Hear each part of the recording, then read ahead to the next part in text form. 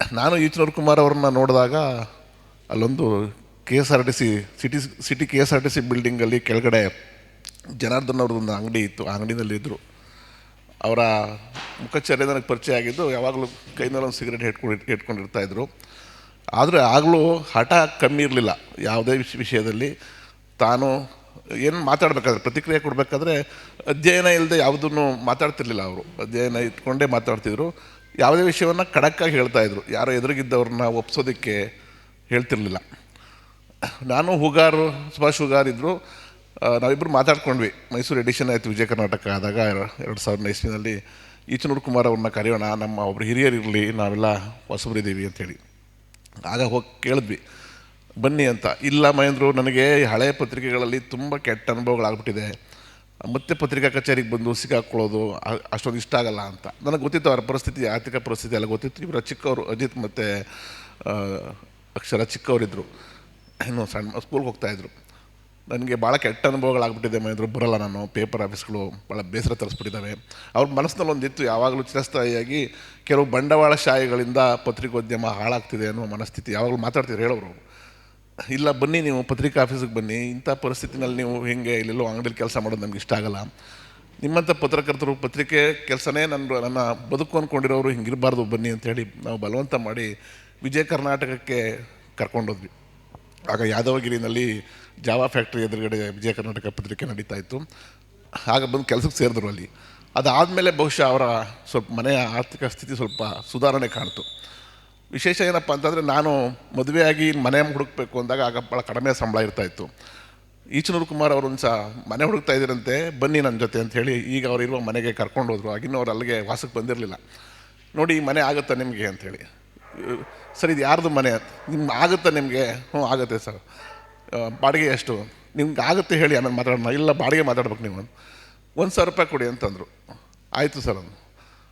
ಅಲ್ಲಿ ಮೊದಲೇ ನಾನು ಸಂಸಾರವನ್ನು ಮೈಸೂರಿನಲ್ಲಿ ಹೂಡೋದಕ್ಕೆ ಕಾರಣಕರ್ತರಾದರೂ ಕೂಡ ಈಚನೂರು ಕುಮಾರ್ ಅವ್ರ ಮನೆಯಲ್ಲೇ ಭಾಳ ಚೆನ್ನಾಗಿ ನಡೆಸ್ಕೊತಾಯಿದ್ರು. ನನ್ನ ಭಾಳ ಪ್ರೀತಿಯಿಂದ ಅವರ ಇತಿಹಾಸದ ಬಗೆಗಿನ ಅವರ ಒಲವಿದೆಯಲ್ಲ, ಆ ವ್ಯಾಪಕವಾದ ಓದಿದೆಯಲ್ಲ, ಈಗಲೂ ನೀವು ಆರ್ಕಿವ್ಸ್ಗೆ ಹೋದರೆ ಈಚನೂರು ಕುಮಾರ್ ಅವರ ಹೆಸರು ಹೇಳ್ತಾರೆ. ಈಚನೂರು ಕುಮಾರ್ ಅವರು ಓದದೇ ಇರೋ ಇದೇ ಇಲ್ಲ ಸರ್ ಅಂತ. ಆರ್ಕಿವ್ಸ್ನಲ್ಲಿ ಈಗಲೂ ಕೆಲವು ಹಿರಿಯರಿದ್ದಾರೆ, ಅವರೆಲ್ಲರೂ ಈಚನೂರು ಕುಮಾರ್ ಅವ್ರ ಹೆಸರು ಹೇಳ್ತಾರೆ. ಸರ್, ಯಾವಾಗಲೂ ಬಂದು ಕೂರ್ತಾಯಿದ್ರು ಸರ್, ಇಡೀ ದಿನ ಕೂರ್ತಾಯಿದ್ರು ಅಂಥೇಳಿ. ನಾನು ಪತ್ರಕರ್ತ ಮಿತ್ರರಿಗೆ ಕೇಳ್ಕೊಳ್ಳೋದು, ಭಾಳಷ್ಟು ಜನ ಗೆಳೆಯರಿಗೆ, ನೋಡಿ, ಅವರು ಪೇಪರ್ ಆಫೀಸ್ಗೆ 2 ಗಂಟೆಗೆ ಬರಬೇಕು ಅಂದರೆ 1 ಗಂಟೆ ತನಕ ಆರ್ಕಿವ್ಸಲ್ಲಿ ಕೂರ್ತಾಯಿದ್ರು, ಏನೂ ಕೆಲಸ ಇಲ್ಲ ಅಂದರೆ. ಅಲ್ಲಿಂದ ಊಟ ಮಾಡಿ ಪೇಪರ್ ಆಫೀಸಿಗೆ ಬರ್ತಾಯಿದ್ರು. ನಮ್ಮ ಪ್ರಗತಿ ಹೇಳಿದಾಗೆ ಅವ್ರು ವೆಹಿಕಲ್ ಬಳಸ್ತಾ ಇರಲಿಲ್ಲ, ಸೈಕಲ್ಲು ಕೂಡ ಹೊಡೆದಿದ್ದು ನಾನು ನೋಡಿಲ್ಲ ಅವರು. ಅಷ್ಟೊಂದು ಅಧ್ಯಯನಶೀಲತೆ ಇರ್ತಾಯಿತ್ತು.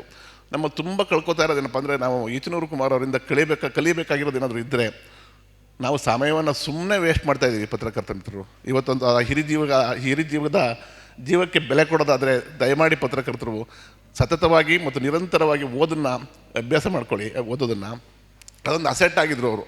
ಯಾವುದೇ ವಿಷಯ ಕೇಳಿದ್ರೆ, ನೀವು ಯಾವುದೇ ರಸ್ತೆ ಬಗ್ಗೆ, ಮೈಸೂರಿನ ರಸ್ತೆ ಬಗ್ಗೆ ಕೇಳಿದ್ರೆ ತತ್ಕ್ಷಣದಲ್ಲಿ ಹೇಳ್ತಾಯಿದ್ರು.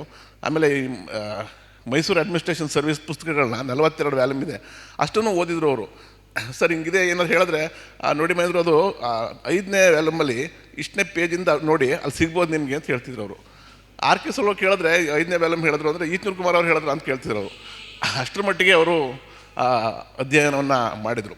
ಆ ಅಧ್ಯಯನಶೀಲತೆ ಎಲ್ಲ ಪತ್ರಕರ್ತರಿಗೆ ಒಂದು ಮಾದರಿಯಾಗಲಿ, ಅವರ ಆದರ್ಶದ ನಡೆ ನಮ್ಮೆಲ್ರಿಗೂ ನಮ್ಮ ಬಾಳಿಗೆ ಬರಲಿ ಅಂತ ಕೇಳ್ಕೊಳ್ತಾ, ಮುಂದಿನ ದಿನಗಳಲ್ಲಿ ಈ ಥರದ ನಡೆಗಳಾಗಬಾರ್ದು.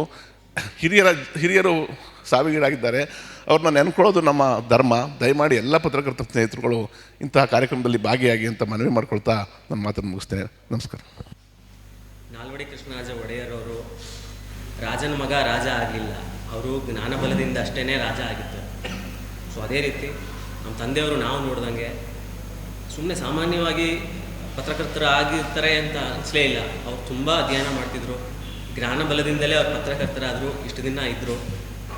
ಅವರ ಆ ಜ್ಞಾನ ಸಂಪಾದನೆಯ ಇದರಿಂದಾಗಲೇ ಅವರು ಹೆರಿಟೇಜ್ ಒಂದು ವಿಚಾರವನ್ನು ತಿಳ್ಕೊಂಡು ಅದರಲ್ಲಿ ಒಂದು ಪಾಲಿಸಿ ಲೆವೆಲ್ ತನಕ ಹೋದರು, ಪಾಲಿಸಿ ಮೇಕಿಂಗ್ ಲೆವೆಲ್ ತನಕ ಹೋದರು. ಅಂದರೆ ಮೈಸೂರಿನ ಪಾರಂಪರಿಕ ಸಮಿತಿ ಏನಿದೆ ಅಲ್ಲಿ ತನಕ ಹೋದರು.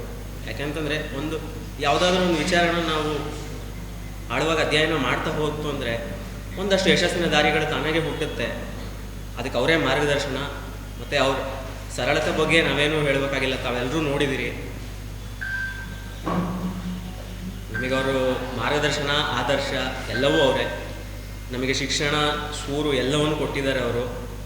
ಅವರಿರೋವರೆಗೂ ನಮಗೆ ಯಾವುದೇ ರೀತಿಯಾಗಿ ಈಗ ಸ್ವಲ್ಪ ನಮಗೆ ಕಷ್ಟ ಇದೆ. ಅವರು ಇಲ್ಲ, ಅವರ ಗೈಡೆನ್ಸ್ ಸಿಗಲ್ಲ, ಅವ್ರ ಮಾತುಗಳು ಕೇಳೋಕ್ಕಾಗಲ್ಲ ಅನ್ನೋ ಒಂದು ಬೇಜಾರಿಗೆ ಅವಾಗಲೂ ಇರುತ್ತೆ. ಆತ್ಮೀಯರು ನೀವೆಲ್ಲ ಇರ್ತೀರಿ ಅಂತ ಭಾವಿಸ್ತೀನಿ. ನಮಸ್ಕಾರ. ಈಗ ಅವರ ಪತ್ರಿಕಾ ವೃತ್ತಿ ಧರ್ಮ ಮತ್ತು ಅವರ ಪರಂಪರೆಯ ಕೆಲಸಗಳನ್ನು ನಾವು ನೋಡಿ, ನಮ್ಮ ಪತ್ರಿಕಾ ವಲಯದಲ್ಲಿ ಇರ್ತಕ್ಕಂಥವ್ರು ಯಾರು ಪರಂಪರೆ ಮತ್ತು ವಿಚಾರಗಳನ್ನು, ಒಳ್ಳೆಯ ಆರ್ಟಿಕಲ್ ಆಗಲಿ ಅಥವಾ ಸುದ್ದಿಗಳನ್ನಾಗಲಿ ಏನು ಮಾಡ್ತಾರೆ ಅಂಥವ್ರನ್ನ ನೋಡಿ ನಾವು ಗುರುತಿಸಿ ಒಂದು ಸಣ್ಣ ಗೌರವ ಮಾಡಬೇಕು ಅಂತ ಇದ್ವಿ.